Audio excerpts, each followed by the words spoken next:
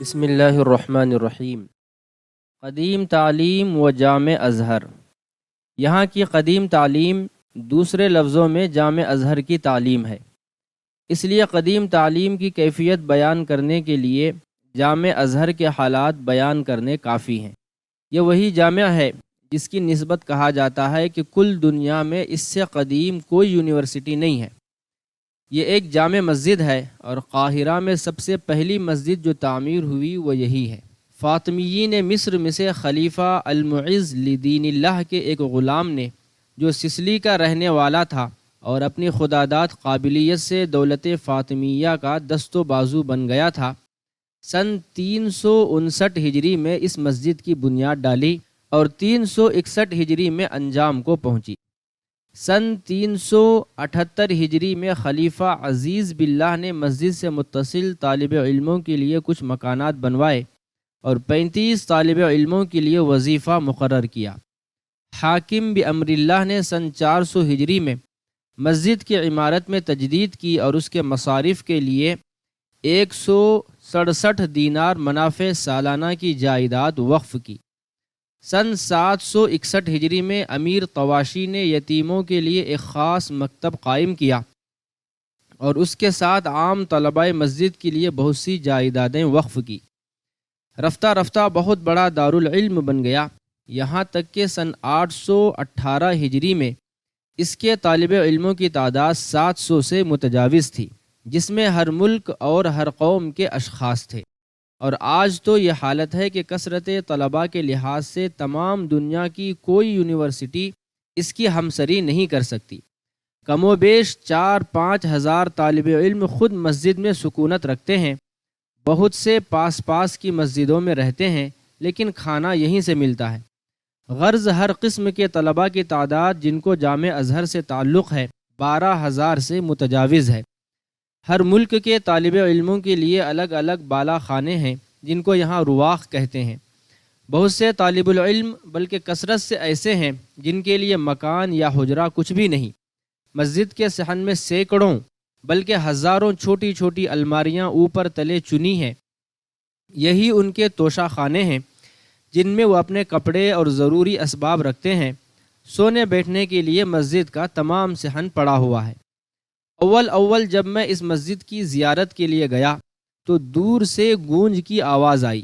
اندر داخل ہوا تو ہر طرف طالب علم نظر آتے تھے۔ جا بجا مدرسین درس دے رہے تھے اور ایک ایک کے گرد 30 40 کا مجمع تھا۔ یہ حلقے 30-40 سے کم نہ تھے اور چونکہ پاس پاس تھے اس لیے اس قدر شور و غل تھا کہ کان پڑی آواز نہیں سنائی دیتی تھی۔ مجھ کو خیال ہوا کہ آج کوئی خاص دن ہے اور اس وجہ سے کثرت سے طلباء جمع ہو گئے ہیں، لیکن 2-4 روز رہ کر یہ معلوم ہوا کہ یہ معمولی حالت ہے۔ مجھ کو خیال ہوا کہ اس ہنگامہ میں جمعیت خاطر ایک طرف، مدرسین کی آواز بھی طالب علم کے کان تک پہنچتی ہے یا نہیں۔ جن ملکوں مثلا شام، مغرب، جزیرہ، عراق، بخارا، خراسان، افغانستان، ہندوستان وغیرہ کے طالب علموں کے لیے رواق بنے ہیں، وہاں کے لوگ ہمیشہ سوداگروں کے ذریعے سے سالانہ کچھ رقم بھیجتے ہیں جو ان طلباء کو جیب خرچ کے طور پر دی جاتی ہے۔ معمولی کھانا خود ازہر سے ملتا ہے، لیکن چونکہ صرف روٹیاں ملتی ہیں اس لیے سالن کا اہتمام ان کو خود کرنا پڑتا ہے۔ بہت سے طلباء جن کو 4 5 روٹیاں ملتی ہیں، نان بائی کو 2-3 روٹیاں دے کر اس کے بدلے سالن لے لیتے ہیں اور اس طرح ان کے جیب خرچ پر چنداں بار نہیں پڑتا۔ روٹیوں کی تقسیم کا طریقہ یہ ہے کہ وقت معین پر طلباء کا ایک گروہ بازار میں جو مسجد کے سامنے ہے 2 رویہ صف باندھ کر کھڑا ہو جاتا ہے اور روٹیاں تقسیم ہونی شروع ہوتی ہیں۔ ایک گروہ کے بعد دوسرا گروہ آتا ہے اور یہ سلسلہ کئی گھنٹے تک قائم رہتا ہے۔ طالب علموں کے ہاتھوں میں کوئی تولیہ یا رومال نہیں ہوتا، جس طرح بھیک منگے جو کچھ ملتا ہے ہاتھ پھیلا کر لے لیتے ہیں، ان طالب علموں کا بھی یہی حال ہے۔ مدرسین کی تعداد 40 سے زیادہ ہے۔ مدرس اول جو شیخ ازہر کہلاتا ہے اور جس کی تنخواہ 600-700 ماہوار سے کم نہیں ہوتی، نہایت معزز سمجھا جاتا ہے، یہاں تک کہ خود حکومت اس کا پاس کرتی ہے۔ اس مدرسے کا مجموعی خرچ 2-3 لاکھ روپے سالانہ سے کم نہیں۔ سن 1894 عیسوی میں علاوہ اس رقم کے سرشتہ تعلیم سے 2 لاکھ سالانہ کی رقم اور منظور ہوئی۔ مجھ کو اپنے تمام سفر میں جس قدر جامع ازہر کے حالات سے مسلمانوں کی بدبختی کا یقین ہوا، کسی چیز سے نہیں ہوا۔ ایک ایسا دارالعلوم جس میں دنیا کے ہر حصے کے مسلمان جمع ہوں، جس کا سالانہ خرچ 2-3 لاکھ سے کم نہ ہو، جس کے طالب علموں کی تعداد 12,000 سے متجاوز ہو، اس کی تعلیم و تربیت سے کیا کچھ امید نہیں ہو سکتی تھی۔ لیکن افسوس ہے کہ وہ بجائے فائدہ پہنچانے کے لاکھوں مسلمانوں کو برباد کر چکا ہے اور کرتا جاتا ہے۔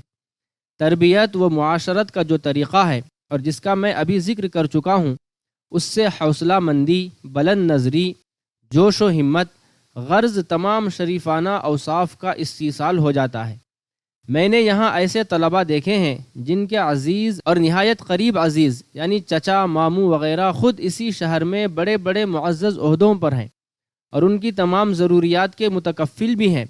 تاہم چونکہ یہ طلباء ازہر میں رہتے ہیں، اس لیے ان کو عام بازار میں ہاتھ پھیلا کر روٹیاں لینے میں ذرا شرم نہیں آتی۔ طالب علموں کی دناعت اور پست حوصلگی کا یہ حال ہے کہ بازار میں پیسے کی ترکاری خریدتے ہیں تو کنجرے کو قسم دلاتے جاتے ہیں کہ برأس سیدنا الحسین، یعنی تجھ کو امام حسین کے سر کی قسم، واجبی قیمت بتانا۔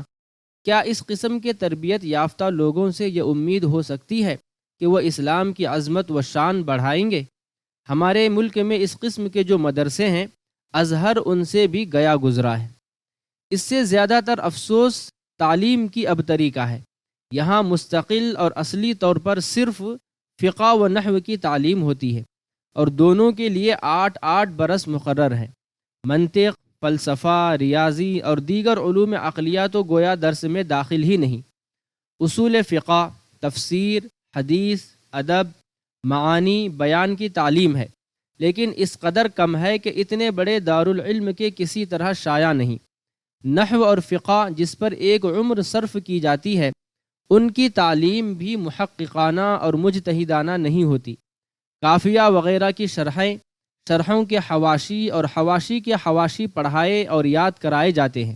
شیخ صبان حال میں ایک بزرگ گزرے ہیں، ان کی ایک شرح ہے۔